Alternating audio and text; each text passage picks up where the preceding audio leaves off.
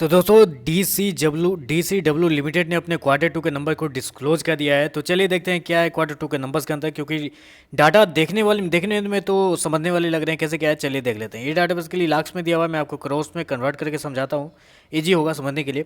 तो देखिए पिछले क्वार्टर में क्या हुआ था। पिछले क्वार्टर में कंपनी ने 768 करोड़ का रिवेन्यू जनरेट किया था ऑपरेशन के थ्रू। पिछले साल 571 करोड़ का कंपनी ने रिवेन्यू जनरेट किया था, जबकि इस क्वार्टर में बढ़ के 697 करोड़ के आसपास आ गया। तो कह सकते हैं कि साल दर साल कंपनी का जो रेवेन्यू है उनमें ऑलमोस्ट बोल सकते हैं 20% के आसपास की तेजी आपको देखने को मिल रही है।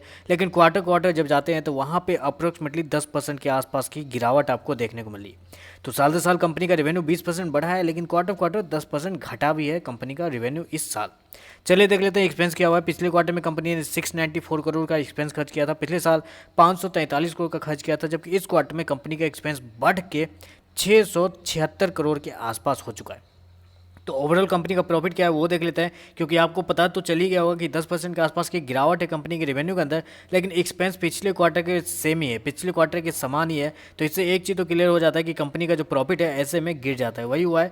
कंपनी के प्रॉफिट की बात करें तो पिछले साल कंपनी का प्रॉफिट देखा जाए तो 58 करोड़ के आसपास था। पिछले साल 19 करोड़ के आसपास था, जो कि इस क्वार्टर में देखा जाए तो 49 करोड़ के आसपास है। तो जैसा मैंने आपको बताया कि 10% के आसपास की गिरावट है कंपनी के रेवेन्यू के अंदर क्वार्टर क्वार्टर, वैसे ही 10% के आसपास की गिरावट है कंपनी का प्रॉफिट के अंदर क्वार्टर क्वार्टर।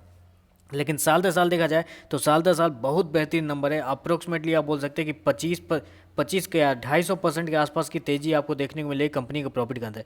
जहां पिछले साल कंपनी का प्रॉफिट मात्र 20 करोड़ के आसपास था, बढ़ के 50 करोड़ के आसपास आ गया। तो प्रॉफिट तो बहुत जानदार दिया है कंपनी ने इस क्वार्टर में, लेकिन बस प्रॉब्लम थोड़ी सी आ गई है कि कंपनी इस क्वार्टर पिछले क्वार्टर के मुकाबले इस क्वार्टर में रिवेन्यू थोड़ा सा कम जनरेट किया। अगर वो ज़्यादा हो जाता है इस क्वार्टर में तो नंबर्स बहुत ज़्यादा भयंकर आ सकते थे। अदरवाइज देख लेते क्या है ईपीएस क्या है देख लेते हैं पहले। तो ईपीएस देखा जाए तो पिछले साल 0.75 के आसपास हुआ करता था, बढ़ के 1.68 के आसपास हो चुका है। तो ईपीएस में भी डबल से ज़्यादा बढ़ोतरी देखने को मिल रही है। तो ओवरऑल पूछा जाए तो नंबर्स मेरे हिसाब से मिक्स है, नहीं पॉजिटिव है नहीं नेगेटिव है। क्यों? क्योंकि साल दर साल कंपनी का रिवेन्यू प्रॉफिट सारा कुछ बढ़ा है, लेकिन क्वार्टर क्वार्टर कंपनी का रिवेन्यू और प्रॉफिट दोनों कुछ गिरा हुआ देखने को मिल रहा है। तो चलिए आज के लिए बस इतना ही। वीडियो पसंद आए तो लाइक कीजिएगा, साथ में साथ चैनल को सब्सक्राइब जरूर कीजिएगा। आज के लिए बस इतना ही, धन्यवाद।